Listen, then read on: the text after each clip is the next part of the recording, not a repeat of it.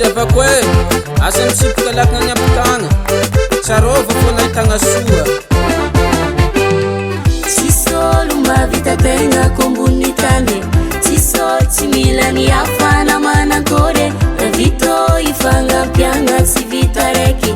misotra rezeteo na tsy voalaza tamin'ny raha maro isan-karaza